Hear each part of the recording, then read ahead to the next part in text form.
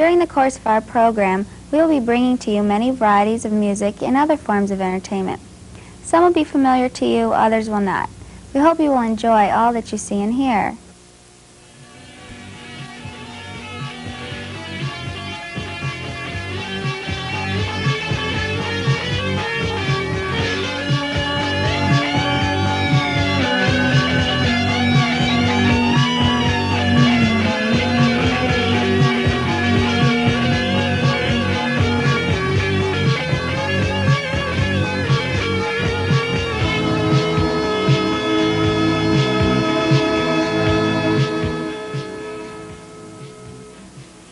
Thank you for watching, and now, sit back, relax, let your mind flow, and enjoy.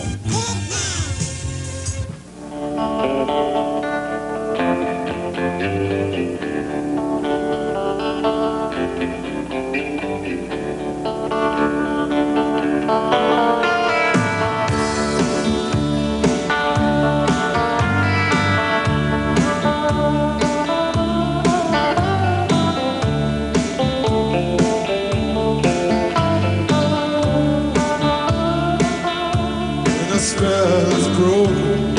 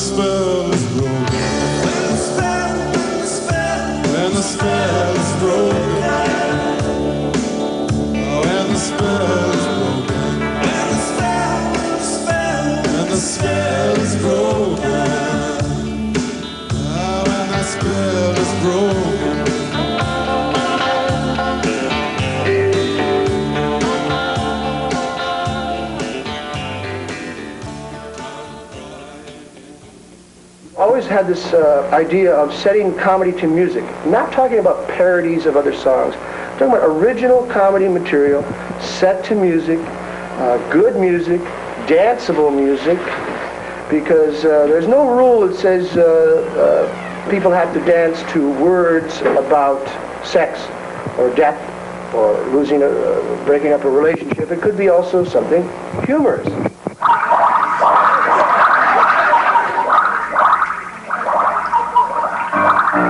It was April the 41st, being a quadruple leap year. I was driving through downtown Atlantis. My Barracuda was in the shop, so I was in a red Stingray and it was overheating. So I pulled into a Shell station. They said I'd blown a seal. I said, fix the damn thing and leave my private life out of it, okay, pal? While they were doing that, I walked over to a place called the Oyster Bar. A real dive. But I knew the owner. He used to play for the Dolphins. I said, hi, Gil! You have to yell, he's hard of hearing.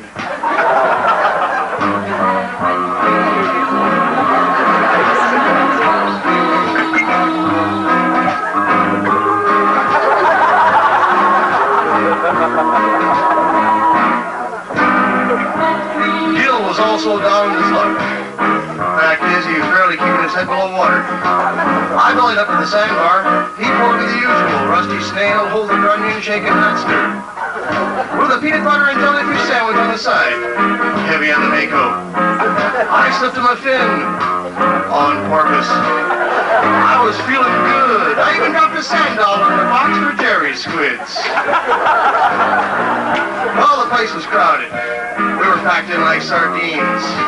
They were all there to listen to the big band sounds of Tommy Dorsal. What soul? Tommy was rocking the place with a very popular tune-up, Salmon Chanted Evening. And the stage was surrounded by screaming groupers, probably there to see the bass player. One of them was this cute little yellowtail, but she's giving me the eye. So I figured it's my chance to get described, you know. A piece of Pisces. But she said things I just couldn't fathom. She was too deep. Seemed to be under a lot of pressure. Bowie, could she drink? She drank a lot. I said, what's your sign? She said, aquarium. I said, great, let's get tanked.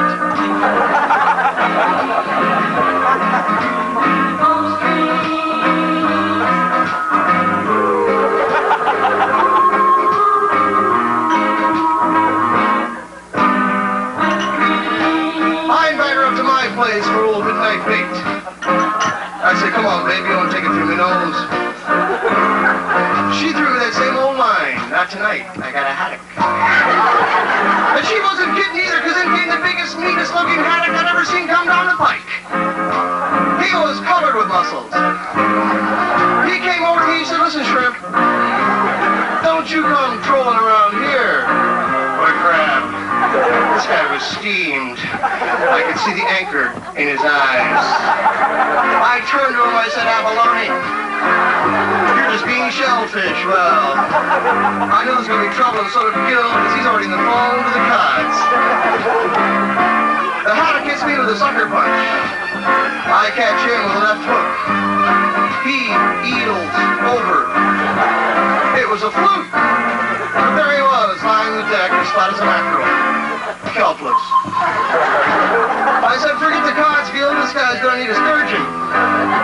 Well, the yellowtail was impressed with the way I landed her boyfriend.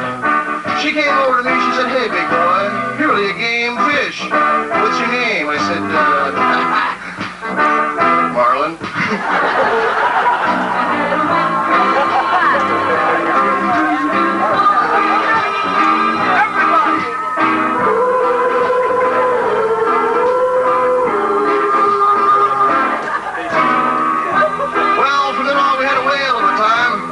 I took her to dinner, I took her to dance, I bought her a bouquet of flounders. And then I went home with her. What did I get for my trouble? A case of the clams.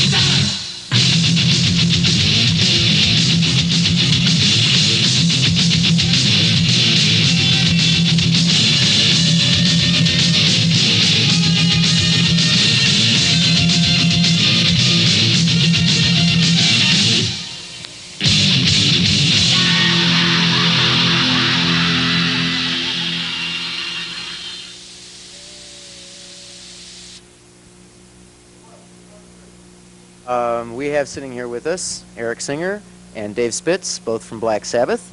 And, well, to kick things off, Eric is a Cleveland boy. Come home in a big sort of way. You want to tell us what brought all this about? Well, it all started back. No, well, I'm actually from Euclid, Ohio, and I traveled out west to Los Angeles a couple years ago, and I kicked around the club circuit there, and eventually I landed a gig with Lita Ford, who I played with for about a year. And at the time, Lita Ford and Tony Iommi were going out as a couple. And Tony had asked me to play on his demos, which he was going to do a solo project because Sabbath was kind of on a hiatus or on hold. They weren't sure which they were going to do with singers or what direction they were going to go in, so he decided to do a solo album because the other guys in the band wanted to do solo albums.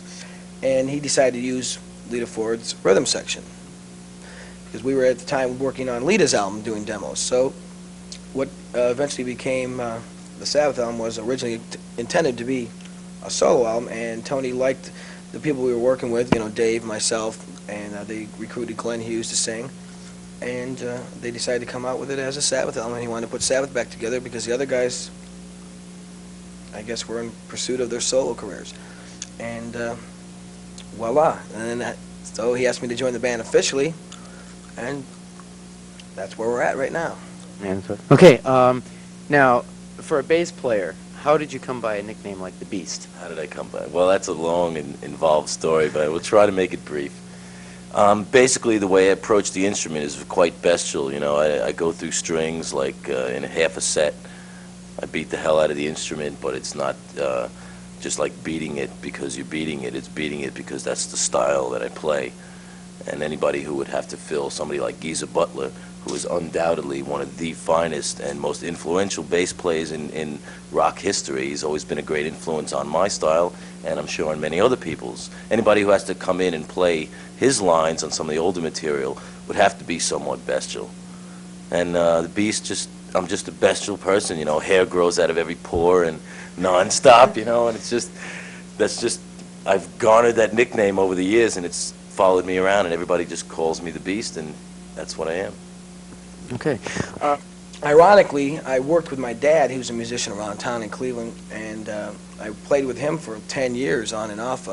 We played for different parties like weddings and bar mitzvahs, political rallies, and it seems so ironic that I would end up playing this type of music, but basically I always had that, you know, the energy to play hard rock and really slam the drums. That's basically what I wanted to do, and finally I decided it was time to pick up and go west and pursue my goals and finally do what I really want to do and pursue the type of music that I wanted to do, and that's what I'm doing. And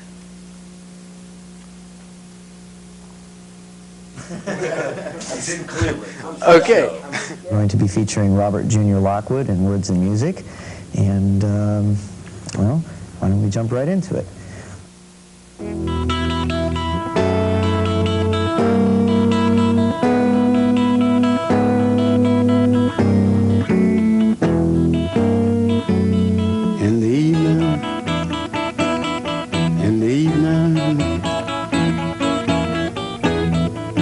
Baby, when the sun go down in the evening,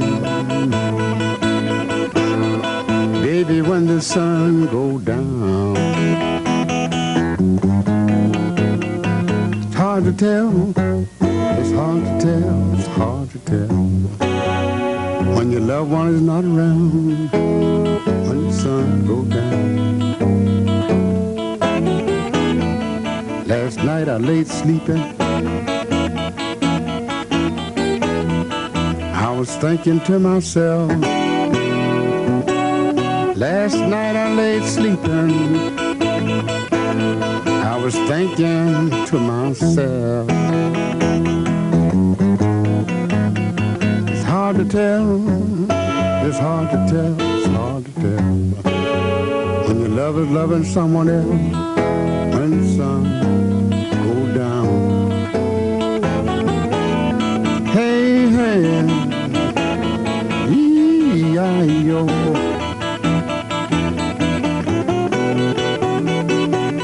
Hey, hey,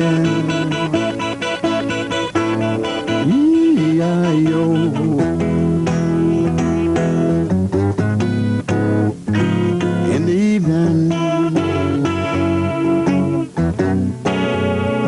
when the sun go down, when the sun go down. The sun rises in the east, and it goes down in the west. The sun rises in the east, baby, and it goes down in the west. It's hard to tell, it's hard to tell, it's hard to tell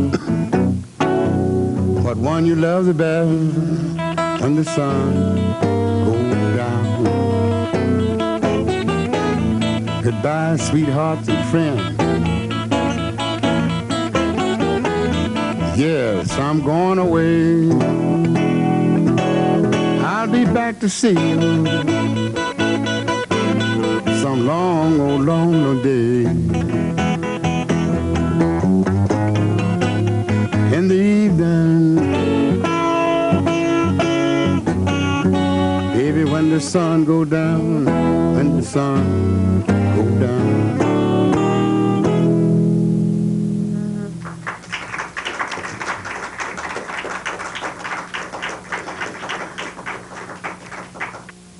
And when I was about 12 and a half years old, I was fortunate enough to meet Robert Johnson. He taught me how to play the guitar. Yeah. If I had known that the one day that you would be able to fold the organ up, I'd have stayed on it. Well, I started playing professionally when I was 15. And I started getting with older groups, older people, and stuff like that. And I finally got with Sonny Boy Williams. I guess the first man carried me away from home was Sonny Boy. And the first time I went to Mississippi, I went with Sonny Boy. So I ended up playing with Sonny Boy through the Delta for about a year. And then I went back home. And then I ended up playing with Sonny Boy again on King Biscuit time in 1940. That back to Chicago. And with all the names like Willie Dixon, Muddy Waters, James Oden, Little Walter, Otis Spann. And I recorded with almost everybody who was playing blues, Roosevelt Sykes. And from Chicago in 1960, I came here. And when I came here, I had to put my own band together. In fact, I'm going to Chicago on the 6th of June and work with Eddie Boyd. Essential for you to get the full emotional impact of this item, for you to imagine me as a bucolic youth of a rustic nature, somebody who's just signed his life away for the next year to some tenant farmer of whom he knows nothing. And just as that happens to him, he also falls in love. So you have to imagine me besotted as well. You get that? There'll be a short quiz later. It's called the hiring fair. You're drawing that fair? Value bastard.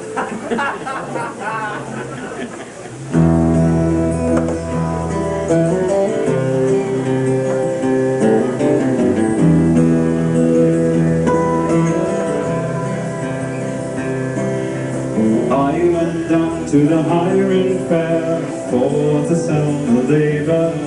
I noticed a maid in the very next row, and I thought she'd be my neighbor.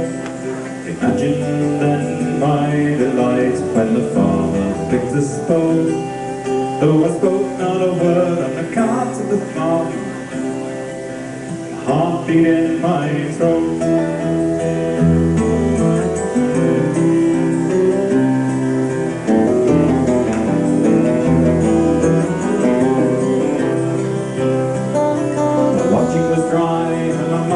Fair, and I gave him full measure.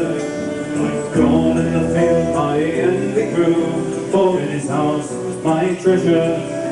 I watched her carry water or drive cows from the fire, and the heat from the sun made the corn grow strong, and with it my desire.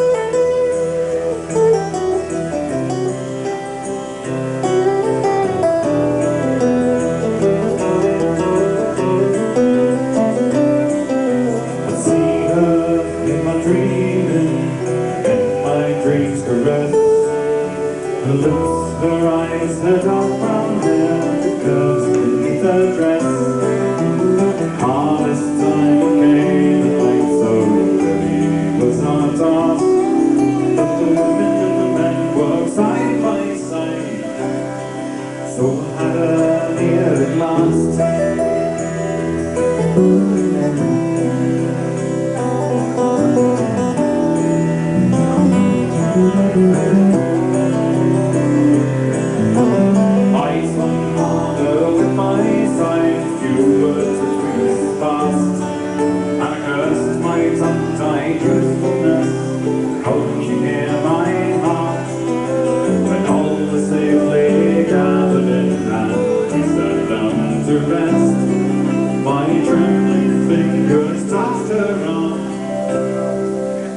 Placed them on a breast.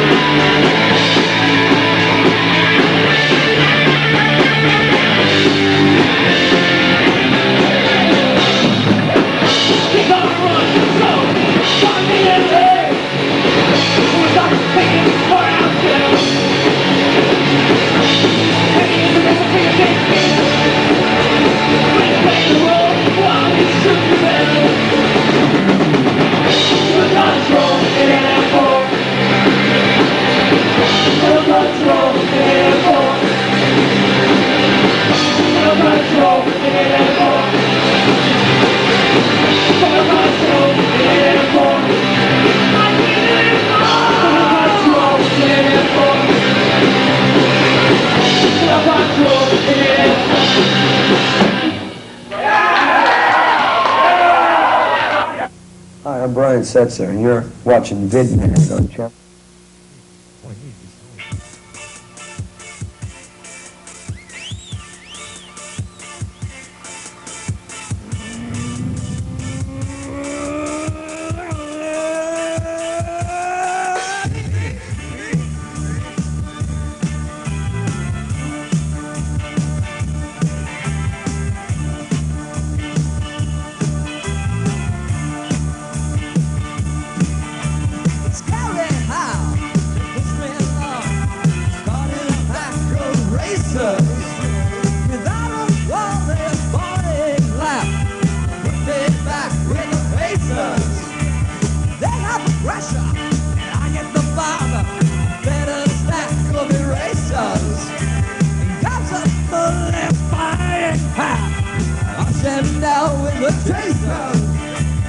So I cautiously approached higher ground.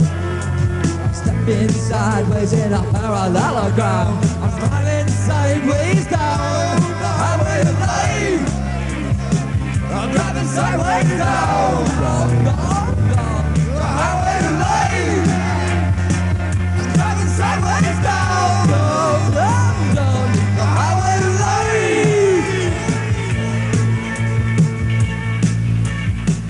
Good God.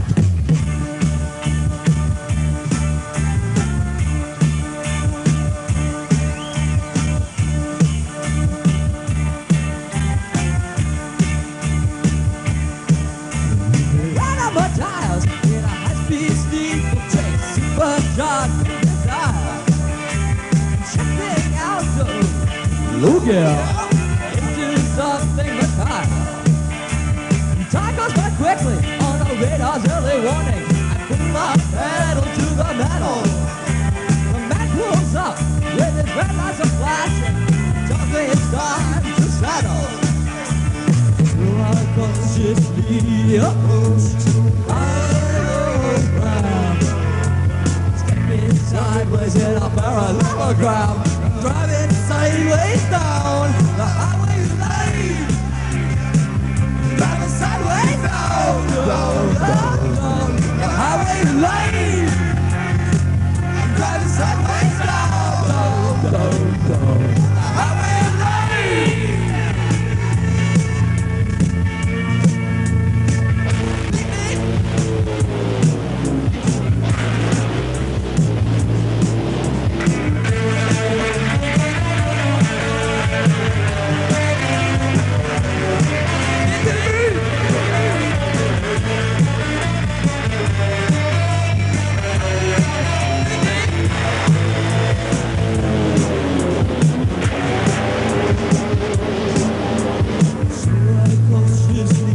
Approached higher ground.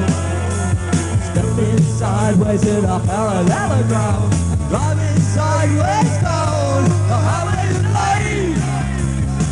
I'm driving sideways down the highway of life. I'm driving sideways down the highway of life.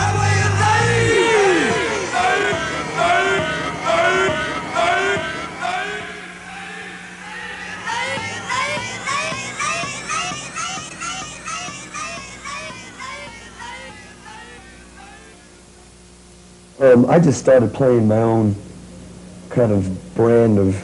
I was playing everything from Buddy Holly to songs that people would yell out just by myself with a big fat Gretsch guitar and a little corner bar, and people would wander in and out. Musicians, a drummer here and there, a bass player here and there, and that was the very start of it around 1977. I started the band on a gut feeling, and it was a real rebellious, fun, out of the ordinary band. And I just think the band ran its course really. I didn't want to make another rockabilly album, and I think that's probably the only thing I could have done with the Stray Cats. So I figured I'd just start fresh, start something new. On to the big ham of the show. This is Stiff Betas. We have a couple of questions here that I got on my list here. Let's talk about the guitar blues band. You were in '68. I thought only black people played blues. All right, so you played blues in '68. Now we got, what are your influences, first of all? Who you listen to begin with? That's right. Okay, now what are your aspirations? What do you want to be 10 years from now? You want to be a doctor, a lawyer, or what? Okay. Okay. Now, Sweating. am I sweating? Are you kidding? What do you want to see? All right, look, now we got First question. the first question. Let's get to this list here. Yeah. We already did that. You want to talk about this, or you want to go Sure. someplace else? Okay, let's talk about the guitar blues band in 1968. How did that lead to what you're doing now? He can't write with shit. Well, I started out in '68 playing blues, and nobody appreciated it then. And I went and saw the Stooges in Detroit, and that's when I realized rock and roll has nothing to do about music. It's just attitude and social change. And how tight your pants are. Exactly.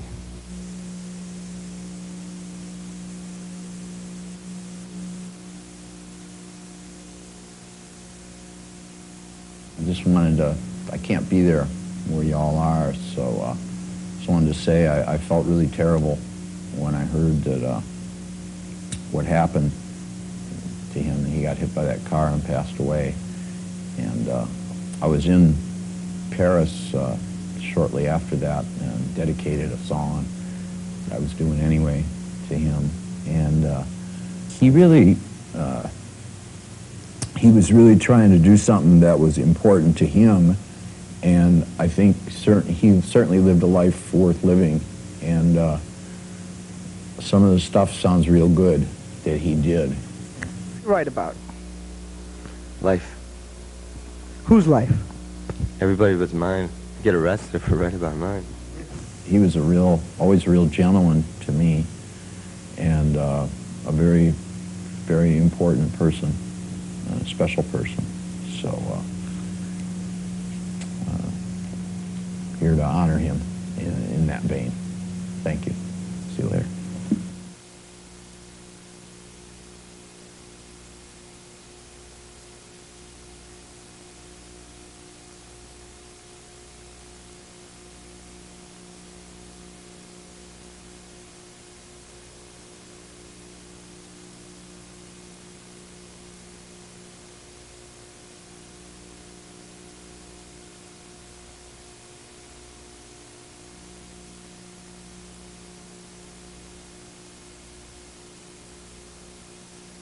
I first met Stiv in Baltimore in the 70s when I think he was here appearing on some talk show. And I don't know whether it was a press agent's idea or it was Stiv's because he liked my early films, but we finally met. And I was thrilled because it was the first sort of punk rocker I had met. And even though we had been making films sort of like this, we had been anticipating the punk movement for at least a decade. So I was thrilled to meet him. And I love the idea that in real life he had the image of being a madman, but actually was a real gentleman. Close for comfort.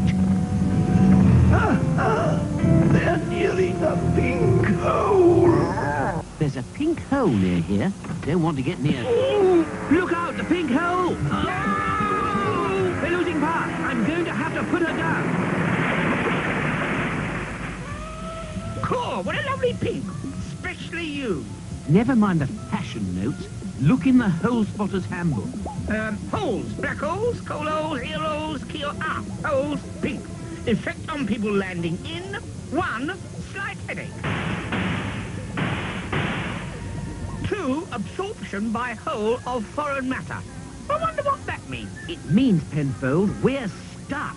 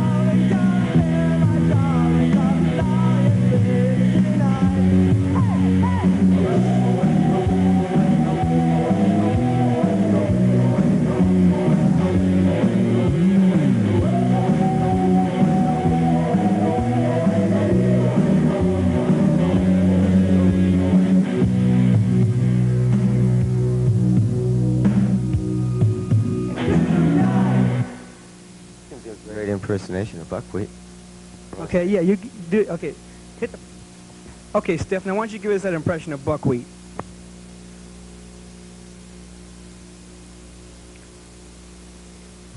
Okay. Incredible. Now, the last tour for the last album introduced a few new aspects of the Ramones. There was a lot of hardcore type material on the record that hadn't quite come in there before. How did that meet with response from the crowd? Well, the kids love it. You know, they love it, especially the hardcore kids. But everybody liked it. And, you know, what Dee Dee really had said about it was that, I mean, even though, you know, like the hardcore kids are totally inspired by us. And, you know, basically what they're doing now, we had done 10 years ago, but, you know, it's exciting. And 10 Years of World Bowhunters is going into the second year, we're pushing 5,000 members. It's the proudest thing of my life. I'm proud of my records, I'm proud of my statements, I'm proud of my guitar, I'm proud of the soul, I'm proud of the songs I've written.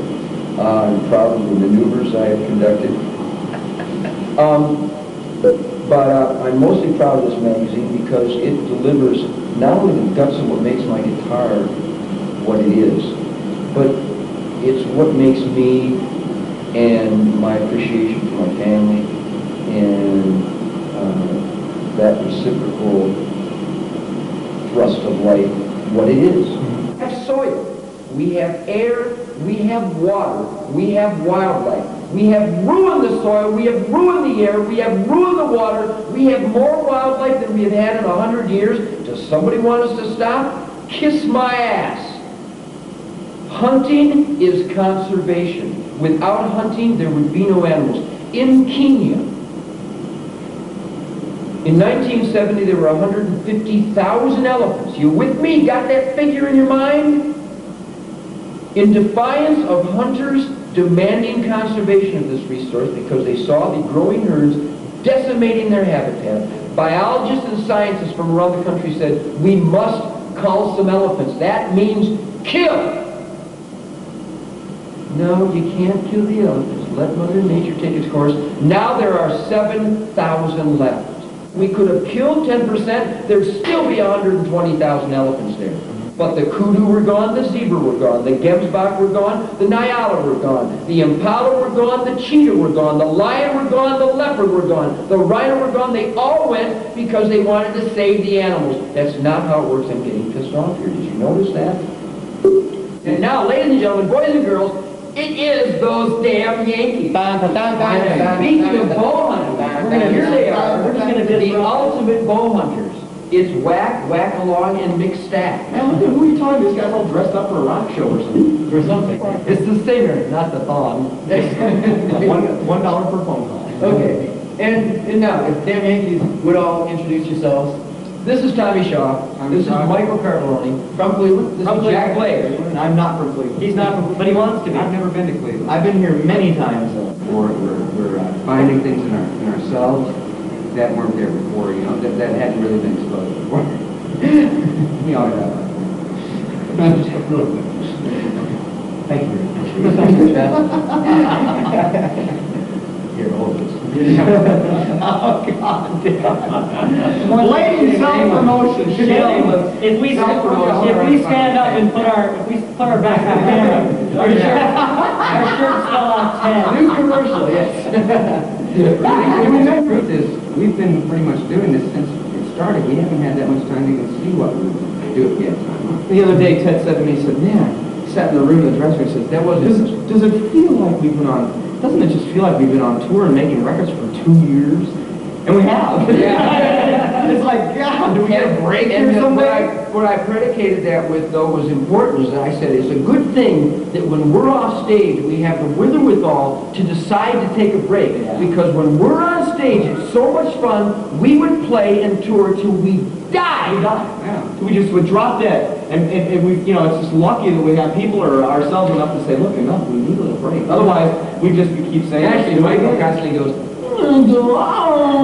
yeah, 60,000 are coming home from Saudi Arabia in Norfolk, Virginia next month, and the damn Yankees will be there to wax it down for them. Yeah. Right. Very playful night. We're doing our part. We're donating our part to the cause to play for the troops when we come back. It's going to be real exciting. The least we can do. Seeing as how they all supported, I mean, we got millions of letters when the war was going on. How they used our song "Damn Yankees" as their watchword.